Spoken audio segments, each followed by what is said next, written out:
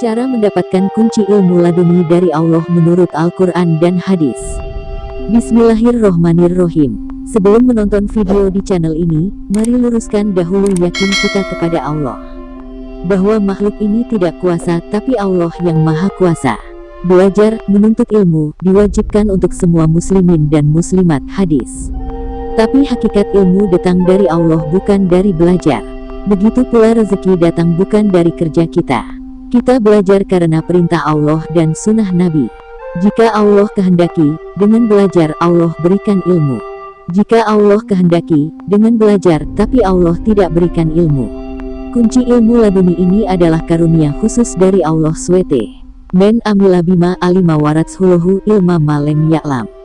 Artinya, Nabi SAW bersabda, BARANGSIAPA, yang mengamalkan ilmu yang ia ketahui maka Allah akan memberikan kepadanya ilmu yang belum ia ketahui. Perkara ini telah dijelaskan oleh Sayyidina Ali saat beliau menjawab pertanyaan orang ramai, apakah beliau telah mendapatkan ilmu khusus atau wasiat khusus dari Rasulullah SAW yang hanya diberikan kepada beliau dan tidak kepada orang lain. Hazrat Ali menjawab, demi Tuhan yang telah menciptakan surga dan jiwa-jiwa, aku tidak pernah mendapat apa-apa selain daripada ilmu yang Allah berikan kepada seseorang untuk memahami Al-Quran. Kunci ilmu laduni ini adalah karunia khusus dari Allah SWT. Men amila bima alima waratshulahu ilma malem ya'lam. Artinya, Nabi SAW bersabda, BARANGSIAPA, yang mengamalkan ilmu yang ia ketahui maka Allah akan memberikan kepadanya ilmu yang belum ia ketahui. Perkara ini telah dijelaskan oleh Sayyidina Ali saat beliau menjawab pertanyaan orang ramai, apakah beliau telah mendapatkan ilmu khusus atau wasiat khusus dari Rasulullah SAW yang hanya diberikan kepada beliau dan tidak kepada orang lain.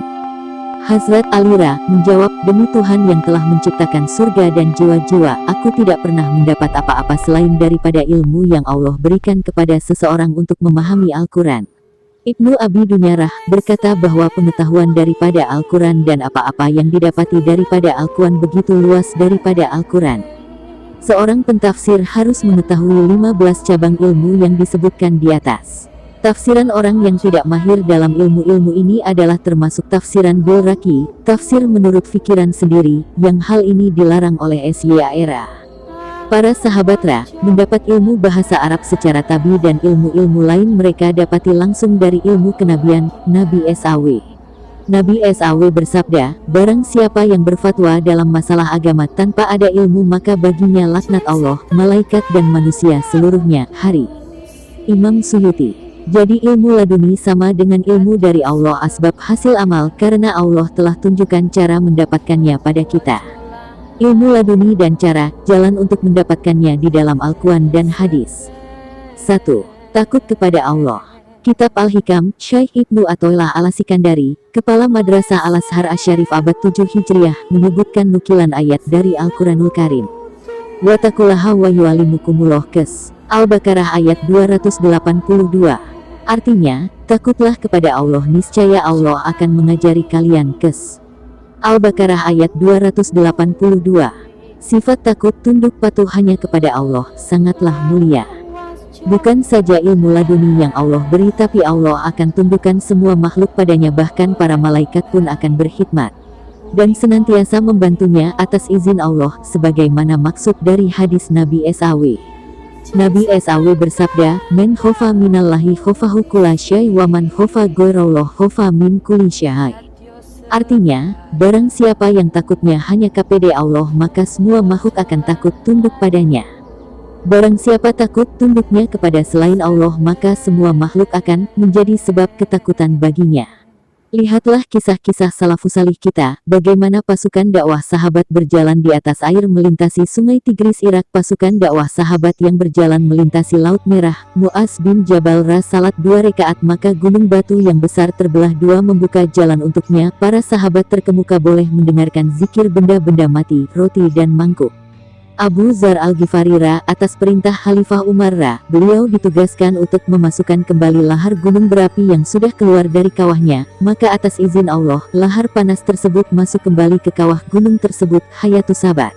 Abdullah atau Yarra boleh terbang seperti malaikat yang punya sayap. Maka ketika ditanya oleh Rasulullah, apa yang menjadi sebab Allah berikan karomah tersebut, maka beliau menjawab, saya pun tidak tahu, tapi mungkin karena aku dari sebelum saya masuk Islam sampai sekarang pun saya tidak pernah minum khamr, dan seterusnya.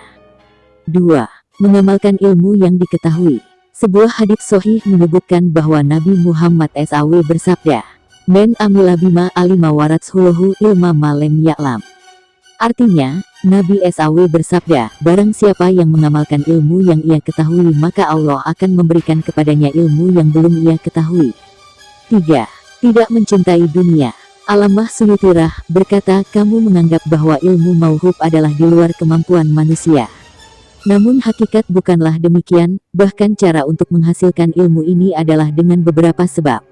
Melalui ini Allah SWT telah menjanjikan ilmu tersebut. Sebab-sebab itu adalah seperti beramal dengan ilmu yang diketahui, tidak mencintai dunia dan lain-lain. Sebagaimana dalam sebuah hadis bahwa Nabi SAW bersabda yang artinya, barang siapa yang zuhud pada dunia, tidak cinta dunia, maka akan Allah berikan kepadanya ilmu tanpa belajar. Fadilatus Sakat. 4. Berdoa. Semua itu datang bagi Allah, maka Rasulullah mencontohkan kepada kita agar senantiasa berdoa agar diberikan ilmu dan hidayah dari Allah SWT. Untuk menumbuhkan rasa takut pada Allah dengan zikir. Untuk menumbuhkan zuhud pada Allah dengan mujahadah. Sedangkan doa akan diterima jika kita ikhlas. Untuk itu kita harus belajar dan dibimbing oleh guru-guru yang mursyid. 5. Berdakwah. Jika kita berdakwah, amr bil ma'ruf wa nahya anil munkar, atau mengajak kepada kebaikan dan mencegah kemungkaran, maka Allah akan berikan kepada kita ilm wahilm, ilmu dan kelembutan hati, langsung dari kudrat Allah SWT. Sebagaimana dalam hadis qudsi, kurang lebih maknanya, tatkala Allah menceritakan keutamaan umat akhir zaman kepada Nabi Isa mereka memakai sarung pada perut-perut mereka, jika mereka berjalan di tanah rata mereka berzikir Alhamdulillah, di tanah yang menanjak mereka berzikir Allahu Akbar, jika berjalan di tanah yang menurun mereka berzikir Subhanallah, dan mereka mengajak kepada kebaikan dan mencegah kemungkaran, berdakwah, sedangkan mereka bodoh, tidak punya banyak ilmu, dan kasar, tidak hilem. Maka Nabi Isa bertanya, bagaimana mereka akan berdakwah padahal mereka tidak punya ilm dan hilem, kelembutan hati. Maka Allah firmankan, aku sendiri yang akan memberikan kepada mereka ilm dan hilem. Muntahob ahadits, ilmu laduni adalah karunia khusus, khas bagi hambanya, terlebih bagi mereka yang telah marifat. Orang yang telah marifat akan mendapatkan segala-galanya karena tidak ada keinginan dunia dalam hatinya. Nabi SAW bersabda, men wajadalah wajadakula syai, men fakadalah fakadakula syai. Artinya, barang siapa kenal kepada Allah maka ia akan mendapatkan segala-galanya.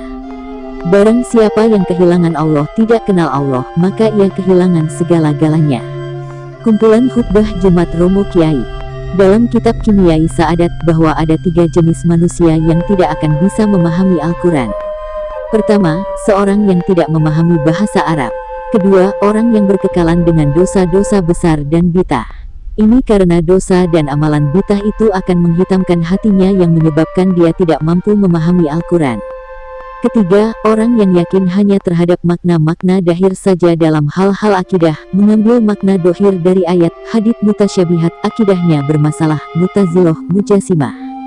Perasaannya tidak dapat menerima apabila dia membaca ayat Al-Quran yang bertentangan dengan keyakinannya itu.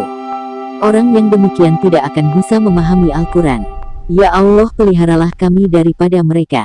Ilmu laduni yang dalam penjelasan tentang risalah al-laduniyahnya menjadi rujukan kitab-kitab yang membahas ilmu laduni, cukup berbobot dengan alur bahasa yang sederhana dan tidak membuat kita mengernyitkan dahi, padahal isi bukunya cukup berat untuk dipahami.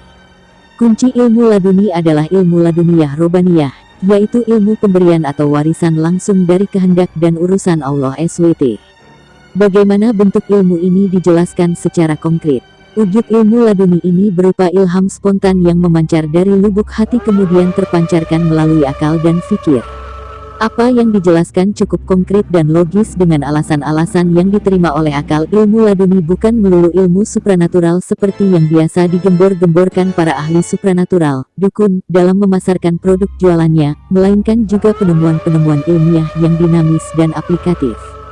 Ilmu yang dijelaskan ini menarik untuk dijadikan referensi dan bisa dijadikan rujukan untuk lebih menuju know-how, bagaimana diaplikasikan di lapangan, bahkan bisa juga ini sebagai acuan untuk mengkolaborasi pengaktifan otak sebelah kanan, subconscious, diaplikasikan dengan neurolinguistic programming, sehingga bisa diakses oleh orang dan dipraktekkan di dunia usaha yang mereka geluti dalam kesehariannya. Perpaduan kumulatif dari ayat-ayat yang tersurat, makna muhakamat, dengan ayat-ayat tersirat, makna mustasyabihat, tersirat dalam nuansa zikir dan pikir, akan melahirkan ilmu intuitif, yang datangnya dari bisikan-bisikan kalbu atau ilham langsung dan spontan, tanpa melalui perantaraan melihat maupun mendengarkan yang biasa digunakan dalam otak sadar otak kiri, karena di dalam hati yang bersih, Allah mendatangkan hidayahnya, sebagai buah dari ibadah yang dijalani oleh hambanya. Banyak hal yang menarik tak bisa diungkapkan karena rahasia hijab yang menutupi tirai pintu hati dan 7 pembukanya. Kaum Sufi telah memproklamirkan keistimewaan ilmu laduni. Ilmu ini merupakan ilmu yang paling agung dan puncak dari segala ilmu. Dengan mujahadah, pembersihan dan pensucian hati akan terpancar nur dari hatinya, sehingga tersibaklah seluruh rahasia-rahasia alam gaib, bahkan bisa berkomunikasi langsung dengan Allah, para rasul dan ruh-ruh yang lainnya, termasuk Nabi Khidir alaihi salam. Tidaklah bisa diraih ilmu ini kecuali setelah mencapai tingkatan marifat melalui latihan-latihan, amalan-amalan, ataupun zikir-zikir tertentu. Ini bukan suatu wacana atau tuduhan semata, tapi terucap dari lisan tokoh-tokoh tenar kaum Sufi, seperti Al-Junaidi, Abu Yazid Al-Bustami, Ibnu Arabi Al-Ghazali, dan masih banyak lagi yang lainnya yang terdapat dalam karya-karya tulis mereka sendiri. Al-Ghazali rahimahullahu ta'ala dalam kitabnya Ihya Ulumuddin tanggal 1 November tahun 12 berkata, ilmu kasyaf adalah tersingkapnya tirai penutup, sehingga kebenaran dalam setiap perkara dapat terlihat jelas seperti menyaksikan langsung dengan mata kepala. Inilah ilmu-ilmu yang tidak tertulis dalam kitab-kitab dan tidak dibahas. Dia juga berkata, awal dari tarekat dimulai dengan mukasyafah dan musyahadah, sampai dalam keadaan terjaga, sadar, bisa menyaksikan atau berhadapan langsung dengan malaikat-malaikat dan juga ruh-ruh para nabi dan mendengar langsung suara-suara mereka, bahkan mereka dapat langsung mengambil ilmu-ilmu dari mereka. Jamharatul Auliya, 155. Abu Yazid Al-Bustami berkata, kalian mengambil ilmu dari orang-orang yang mati. Sedang kami mengambil ilmu dari Allah yang maha hidup dan tidak akan mati. Orang seperti kami berkata, hatiku telah menceritakan kepadaku dari Robku. Al-Mizan, 1/28. Ibnu Arabi berkata, ulama syariat mengambil ilmu mereka dari generasi terdahulu sampai hari kiamat. Semakin hari ilmu mereka semakin jauh dari nasab. Para wali mengambil ilmu mereka langsung dari Allah yang dihujamkan ke dalam dada-dada mereka.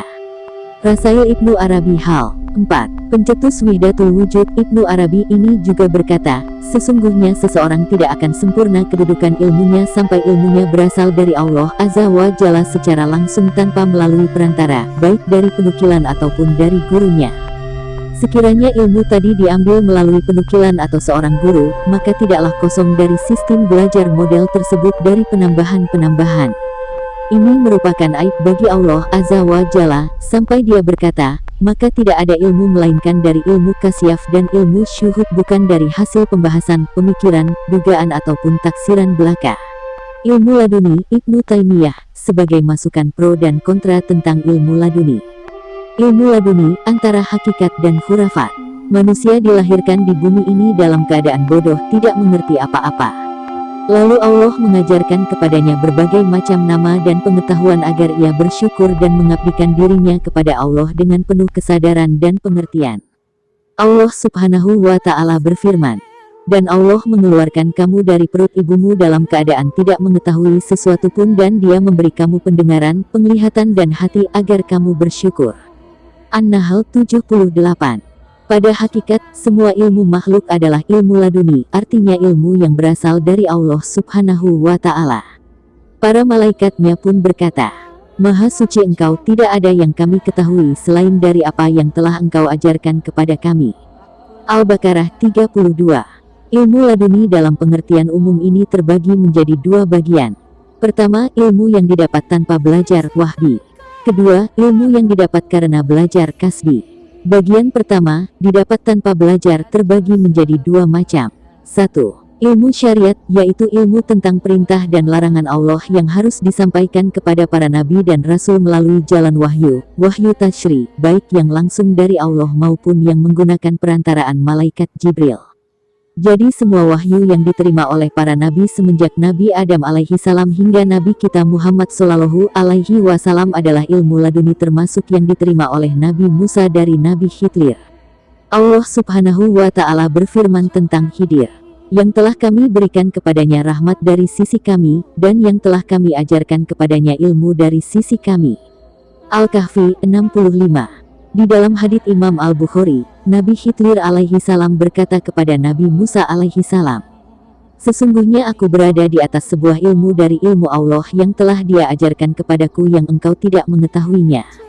Dan engkau juga berada di atas ilmu dari ilmu Allah yang Dia ajarkan kepadamu yang aku tidak mengetahuinya juga." Ilmu syariat ini sifatnya mutlak kebenarannya, wajib dipelajari dan diamalkan oleh setiap mukalaf, balik dan mukalaf, sampai datang ajal kematiannya. 2. Ilmu marifat hakikat, yaitu ilmu tentang sesuatu yang gaib melalui jalan kasif, wahyu ilham, terbukanya tabir gaib, atau ru'ya, mimpi, yang diberikan oleh Allah kepada hamba-hambanya yang mukmin dan solih. Ilmu kasif inilah yang dimaksud dan dikenal dengan julukan ilmu laduni, di kalangan ahli tasawuf.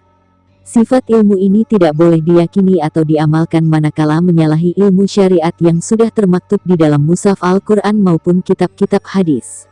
Menyalahi di sini bisa berbentuk menentang, menambah atau mengurangi. Bagian kedua. Adapun bagian kedua yaitu ilmu Allah yang diberikan kepada semua makhluknya melalui jalan kasbi, usaha, seperti dari hasil membaca, menulis, mendengar, meneliti, berfikir dan lain sebagainya. Dari ketiga ilmu ini, syariat, marifat dan kasbi, yang paling utama adalah ilmu yang bersumber dari wahyu yaitu ilmu syariat karena ia adalah guru. Ilmu kasif dan ilmu kasbi tidak dianggap apabila menyalahi syariat. Inilah hakikat pengertian ilmu laduni di dalam Islam. Istilah ilmu laduni, secara khusus tadi telah terkontaminasi, tercemari oleh virus khurafat sufiyah. Sekelompok sufi mengatakan bahwa ilmu laduni atau kasif adalah ilmu yang khusus diberikan oleh Allah kepada para wali sufi. Kelompok selain mereka, lebih-lebih ahli hadis, sunnah tidak bisa mendapatkannya. Ilmu laduni, atau ilmu hakikat lebih utama daripada ilmu wahyu, syariat. Mereka mendasarkan hal itu kepada kisah Nabi Khidir alaihi salam dengan anggapan bahwa ilmu Nabi Musa alaihi salam adalah ilmu wahyu sedangkan ilmu Nabi Khidir alaihi salam adalah ilmu kasif, hakikat. Sampai-sampai Abu Yazid Al-Bustami, 261 Hijriyah, mengatakan, seorang yang alim itu bukanlah orang yang menghafal dari kitab, maka jika ia lupa apa yang ia hafal ia menjadi bodoh, akan tetapi seorang alim adalah orang yang mengambil ilmunya dari Tuhannya di waktu kapan saja ia suka tanpa hafalan dan tanpa belajar. Inilah ilmu Rabbani. Ilmu syariat Al-Quran dan As-Sunnah itu merupakan hijab penghalang bagi seorang hamba untuk bisa sampai kepada Allah subhanahu wa ta'ala. Dengan ilmu laduni saja sudah cukup, tidak perlu lagi kepada ilmu wahyu, sehingga mereka menulis banyak kitab dengan metode kasif, langsung didikte dan diajari langsung oleh Allah, yang wajib diyakini kebenarannya. Seperti Abdul Karim Al-Jili mengarang kitab Al-Insanul Kamil fi Marifatil Awahir wal Awail. Dan Ibnu Arabi 638H menulis kitab Al-Futuhatul Makkiyah. Untuk menafsiri ayat atau untuk mengatakan derajat hadis tidak perlu melalui metode isnad riwayat, namun cukup dengan kasif sehingga terkenal ungkapan di kalangan mereka. Hatiku memberitahu aku dari Tuhanku, atau aku diberitahu oleh Tuhanku dari dirinya sendiri, langsung tanpa perantara apapun. Sehingga akibatnya banyak hadis palsu menurut ahli hadis disahihkan oleh ahli kasif tasawuf atau sebaliknya. Dari sini kita bisa mengetahui mengapa ahli hadis sunnah tidak pernah bertemu dengan ahli kasif tasawuf. Bantahan singkat terhadap kesesatan di atas. Kasif atau ilham tidak hanya milik ahli tasawuf. Setiap orang mukmin yang solih berpotensi untuk dimuliakan oleh Allah dengan ilham. Abu Bakar radhiyallahu anhu diilhami oleh Allah bahwa anak yang sedang dikandung oleh istrinya, sebelum beliau wafat, adalah wanita. Dan ternyata ilham beliau, menurut sebuah riwayat berdasarkan mimpi, menjadi kenyataan. Ibnu Abdus Salam mengatakan bahwa ilham atau ilmu ilahi itu termasuk sebagian balasan amal solih yang diberikan Allah di dunia ini. Jadi tidak ada dalil pengkhususan dengan kelompok tertentu, bahkan dalilnya bersifat umum, seperti sabda Nabi Shallallahu Alaihi Wasallam. Barang siapa mengamalkan ilmu yang ia ketahui, maka Allah mewariskan kepadanya ilmu yang belum ia ketahui. Al-Iraqi berkata, Hari Abu Nuaim dalam Al-Hiyah dari Anas radhiyallahu anhu, hadits Daif. Yang benar menurut Ahlu Sunnah wal Jamaah adalah Nabi Khidir alaihi salam memiliki syariat tersendiri sebagaimana Nabi Musa alaihi salam. Bahkan Ahlu Sunnah sepakat kalau Nabi Musa alaihi salam lebih utama daripada Nabi Khidir alaihi salam karena Nabi Musa alaihi salam termasuk ulul azmi, 5 nabi yang memiliki keteguhan hati dan kesabaran yang tinggi, yaitu Nabi Nuh, Ibrahim, Musa, Isa dan Muhammad. Adapun pernyataan Abu Yazid, maka itu adalah suatu kesalahan yang nyata karena Nabi Shallallahu Alaihi Wasallam hanya mewariskan ilmu syariat, ilmu wahyu, Al-Quran dan As-Sunnah. Nabi mengatakan bahwa para ulama yang memahami Alkitab dan As-Sunnah itulah pewarisnya, sedangkan anggapan ada orang selain Nabi Shallallahu Alaihi Wasallam yang mengambil ilmu langsung dari Allah kapan saja ia suka, maka ini adalah khurafat sufiyah. Anggapan bahwa ilmu syariat itu hijab adalah sebuah kekufuran, sebuah tipu daya setan untuk merusak Islam. Karena itu, tasawuf adalah gudangnya kegelapan dan kesesatan. Sungguh sebuah sukses besar bagi iblis dalam memalingkan mereka dari cahaya Islam. Anggapan bahwa dengan ilmu laduni, sudah cukup adalah kebodohan dan kekufuran. Seluruh ulama Ahlu Sunnah termasuk Syekh Abdul Qadir Al-Jailani mengatakan, setiap hakikat yang tidak disaksikan, disahkan oleh syariat adalah zindik sesat. Inilah penyebab lain bagi kesesatan tasawuf. Banyak sekali kesyirikan dan kebitahan dalam tasawuf yang didasarkan kepada hadis-hadis palsu.